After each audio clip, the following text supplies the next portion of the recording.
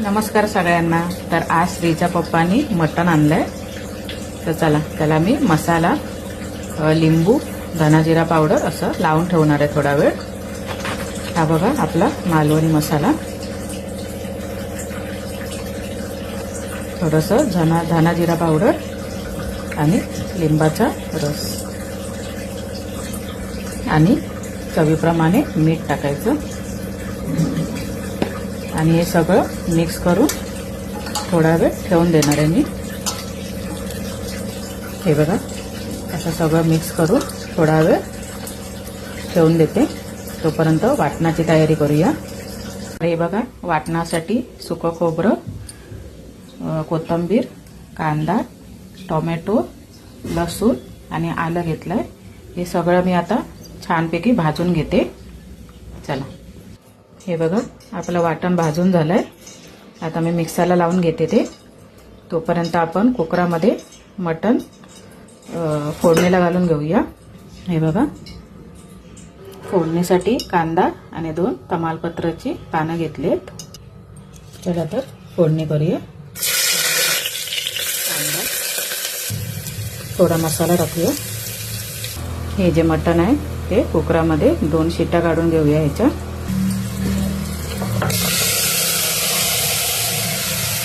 हे बघा वाटण आपलं वाटून झालंय, तर चला यात आपण जे वाटण बनवलेलं ते टाकूया।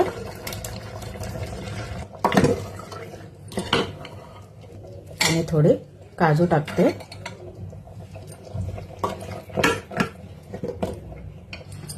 थोडा ह्याचा मी रस्साच बनवणार आहे पातळ, हवं तेवढं पाणी टाकायचं।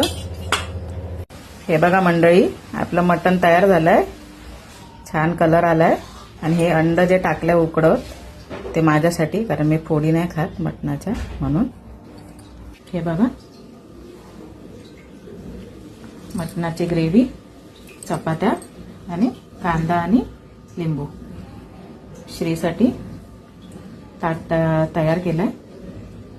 श्री आता ट्युशनला गेलाय, आता येईल थोड्या वेळाने, मग श्रीला विचारूया मटणची ग्रेव्ही कशी झाली आहे ती।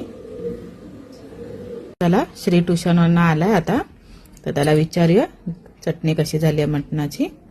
त्याचं आज डोकं दुखतंय थोडं, म्हणून मम्मीच भरवते त्याला। तर चला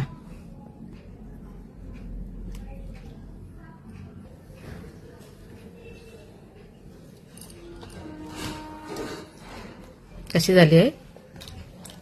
मस्त। चला तर श्रीला मी भरवते, त्याला स्कूलला पण जायचंय। चला तर भेटूया पुढच्या व्हिडिओमध्ये। बाय।